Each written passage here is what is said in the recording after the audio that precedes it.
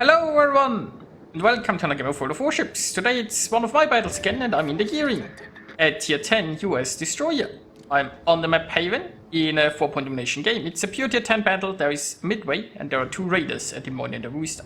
Now the Midway almost caught me here, but I managed to slow down in time. Now I slowed down and stopped here for two reasons. One, I was hoping that the carrier would pass by without detecting me, and the other was like there is a Salem coming up behind me, so I was like, if the carrier attacks me, at least the Salem will help out with its anti-air, and together we won't be able to shoot down the planes and he will still strike me, but you know, he probably only gets one striking. Anyway, everything was fine so far. Now of course the carrier might now have found Viper on the other side, which is bad for him, but at least I got away without a problem. Now I'm slightly delayed on my way towards B, but you know, it shouldn't be too much of a deal. We know that Des Moines is up in the north, and we know that the Rooster is here. Now Rooster has 9-kilometer radar, and he is currently farther away than that. Now he could actually try to get closer, but for now I should be safe. Now RPF is pointing this way. It's probably a destroyer coming in from over there. And oh, there the gearing is. I've also got off some torps through this gap because, I mean, you will never know. There are probably ships passing this way. Smoke generator started. Now I found the gearing, so I'm going to smoke up. The gearing is detected. And he is, I think, radar. So, you know, that gearing is... Oh, maybe he made it outside of radar range there. So he was very low. I'm going to shell the area a little bit more, and I got lucky, and the gearing got destroyed. That happens when you don't have an exit strategy. That's also like why I hate entering this camp the way the gearing did. So personally, if I try to take this cap from the other side, I will always come from the center. The thing is, the gearing entered here and then immediately turned north in order to be able to run away. But there is like this huge island that basically blocked his escape. So he was locked in here and he couldn't run away.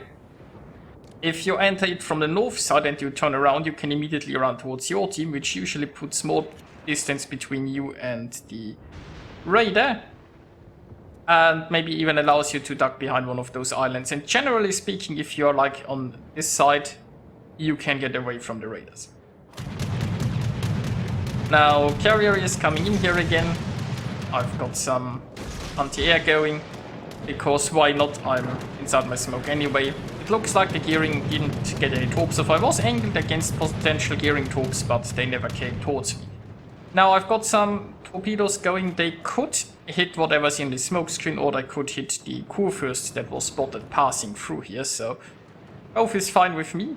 Of course they could entirely miss, which would just be a little bit sad.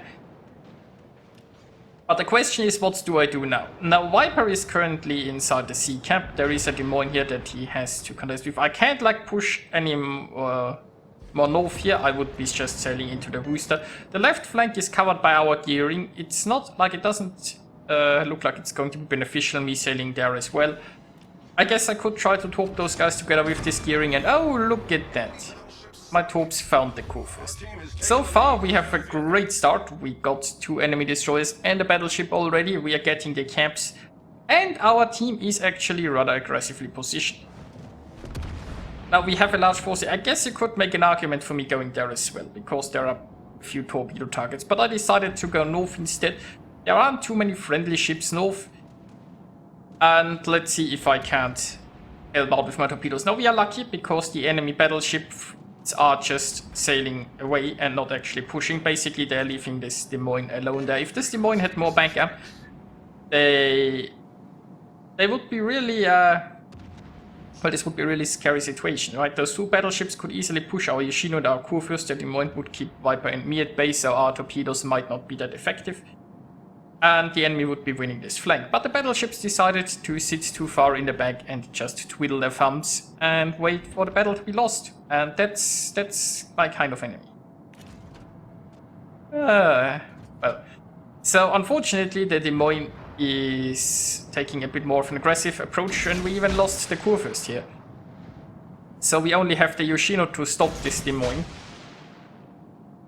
But, you know, maybe we can get some torps. There are plenty of islands here, so if there's Des Moines Raiders now, I can hide behind this island, which is basically the plan. Viper also might have an island here to protect him. So we will see. Currently no Raider. It might be on cooldown. I mean, this Des Moines had plenty of reason to Raider earlier. Viper was here. There's the Raider. And there is my island protecting me. Then again, I mean, the Des Moines might be trying to focus Viper anyway, because Viper is closer, but Viper has his own little island, so... Yeah, and... Oh, an enemy is complaining about their destroyers. Would that be like a battleship here on the... What do you think? Is it going to be one full health battleship that's up in the corner there? While we control all the camps?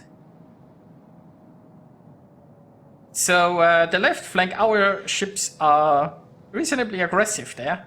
And we'll see how that turns out. But, probably gloriously for us. Ohio could be like charging in here like full speed in the center, I feel like at this point.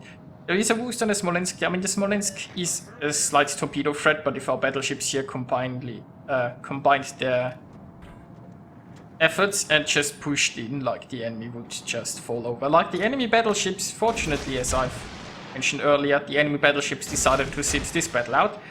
And I guess they are trying to come back into the game now, but you know, it's... might even be too late. Like, technically, ship-wise, the enemy team isn't that... It's like... it's not that much of a catastrophe. But they've lost all of their destroyers, potentially because the destroyers didn't get the support they needed. And the enemy team doesn't have any camps and points, because they decided to not fight for objectives, but fight for the zone wall instead.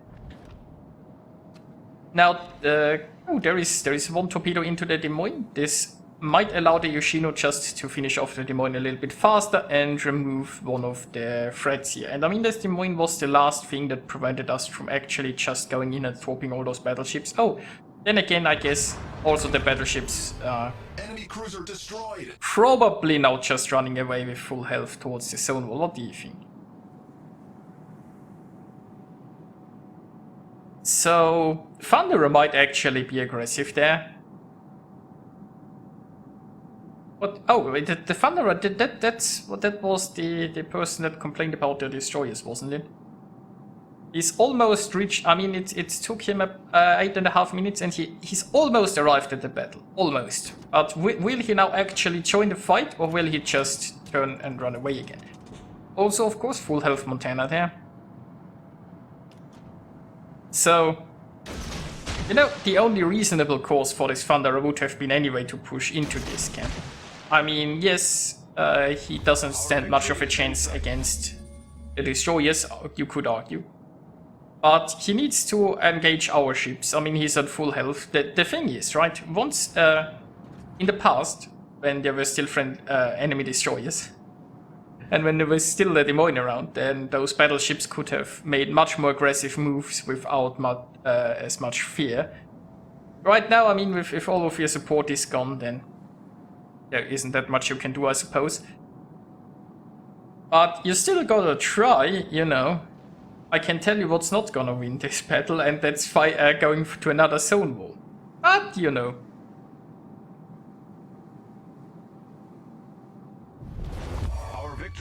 So, Kremlin coming up.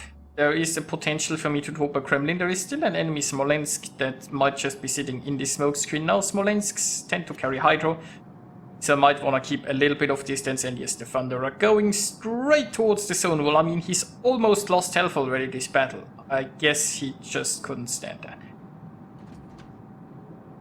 Now, I'm too close to that Kremlin, so I'm getting detected. I do have a smoke screen, and I mean the carrier is coming in anyway. So let's just smoke up here. Of course, Smolensk is pretty close, so I'm going to take a lot of damage here. Of course, the Smolensk is going to keep a little bit blind shooting there, and a Smolensk's DPM is insane. So I've stopped my firing here because I need to show off the Smolensk's blind shooting here. So the Smolensk is still shelling this area, but because I'm no longer shooting, I guess he isn't exactly sure where I am. I'm not gonna be able to top the Kremlin. I mean, the Kremlin is down anyway, but he's kept this island between me and him. So I've got some troops against the Montana in the back. And now I've decided, you know what? Why not just shoot anyway? The Smolensk has found another target to shoot it, and I can potentially claim a Smolensk kill, which makes every game Enemy better. cruiser foundered. So, and we had 965 points. Only basically full health Montana remaining. There is a chance that I get a torpid, but there's a chance that the game will just finish before the torp arrives. Meanwhile, the Thunderer still not even trying to contribute to this battle, but just trying to leave this map. And will I get a torpid? Yes, I do. And here are with the results. And once again, we have learned a valuable lesson. If your ships actually show up to the battle and participate in the fight, you win. Who would have thought? So yeah, I hope you guys enjoyed watching this, and I'll see you next time.